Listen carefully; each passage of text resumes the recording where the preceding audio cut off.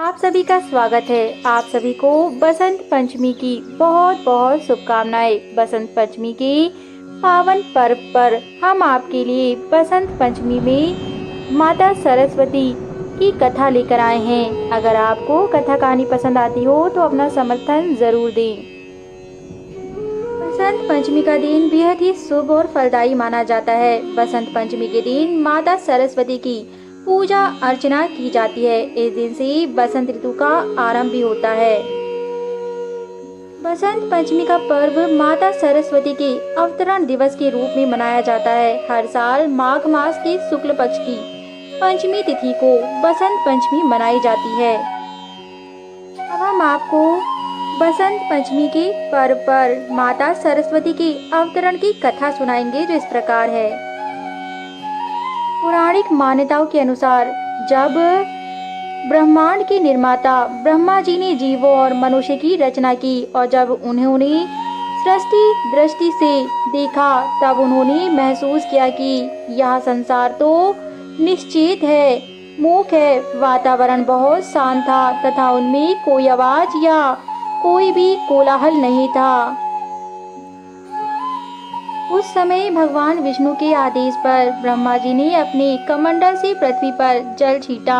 पृथ्वी पर गिरे जल से धरती को कंपित हुआ तथा एक चतुर्भुज सुंदर स्त्री एक अद्भुत शक्ति के रूप में प्रकट हुई। उस देवी के एक हाथ में वीणा, दूसरे हाथ में मुद्रा, तीसरे हाथ में पुस्तक और चौथे हाथ में माला थी। भगवान ने देवी से वीणा बजाने का आग्रह किया। जैसे ही वीणा से धुन निकली, वैसे ही उस धुन के कारण पृथ्वी पर रहने वाले सभी जीवों और मनुष्यों को वाणी प्राप्त हुई।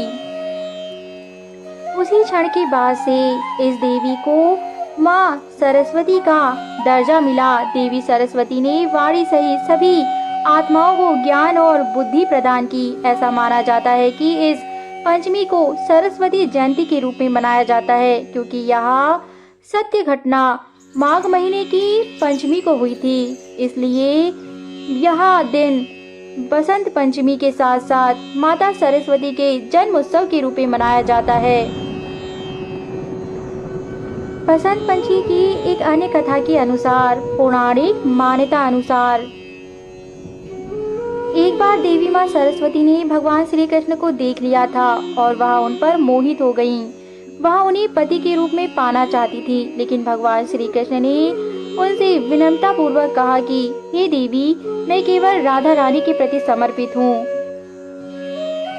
और मैं तुम्हें देवी सरस्वती के रूप में पूजता हूँ। इसलिए मैं तुम्हें वरदान देता हूँ कि आज से माघ माह के शुक्ल पक्ष की पंचमी को समस्त विश्व तुम्हारी विद्या व ज्ञान के लिए तुम्हें पूजेगा। अपने कहे हुए वचन के अनुसार भगवान श्री कृष्ण ने सबसे पहले माता सरस्वती की पूजा की। तब से लेकर निरंतर बसंत पंचमी के दिन माता सरस्वती की पूजा अर्चना की जाती है। जय माता सरस्वती। अब हम आपको माता सरस्वती के व्रत की पौराणिक कथा सुनाएंगे, जो इस प्रकार है।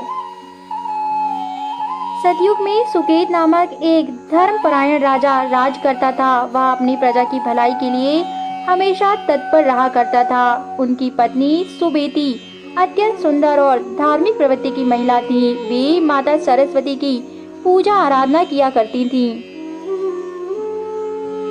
एक दिन दुश्मनों ने सुकेत के राज पर हमला कर दिया। युद्ध में शत्रु अधिक शक्तिशाली थे, जिससे राजा को अपनी रक्षा के लिए युद्ध भूमि से पीछे हटना पड़ा। जब रानी सुबेती ने यह देखा तो वह भी अपने पति के साथ जंगल की ओर निकल पड़ी।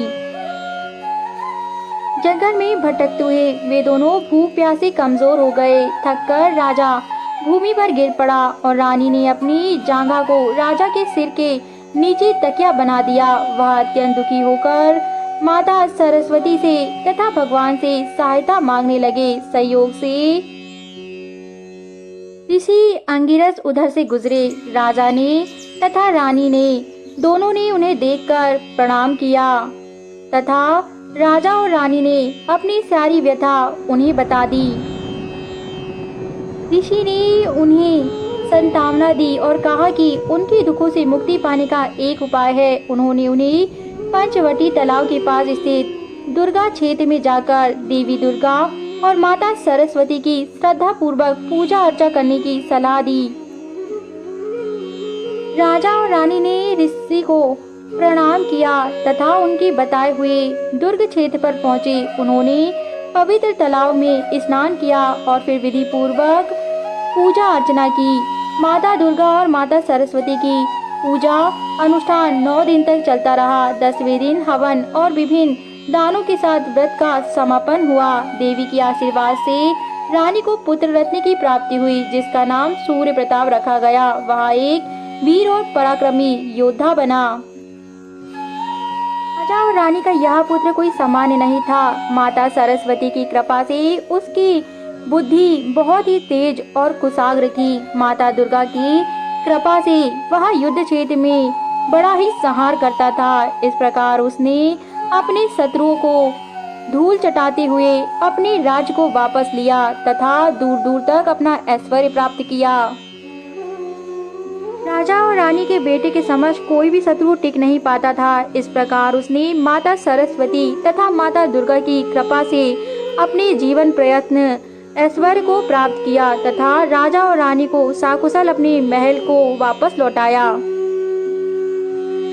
चारों ओर अपने यश को फैलाते हुए तथा ऐश्वर्य को कमाते हुए उसने सदैव माता सरस्वती की पूजा आराधना की तथा अपने इतने सुंदर पुत्र रत्न के प्राप्ति के उपलक्ष्य में सुवेदी ने भी प्रतिवर्ष माता सरस्वती के व्रत किए तथा आराधना की। जय माता सरस्वती। हमारे द्वारा प्रस्तुत की गई कथा कहानी अगर आपको पसंद आती हो तो हमारे YouTube चैनल को ज़रूर सब्सक्राइब करें ताकि हम ऐसे ही उच्च कोटि की कथाएं लाते रहें। धन्यवाद।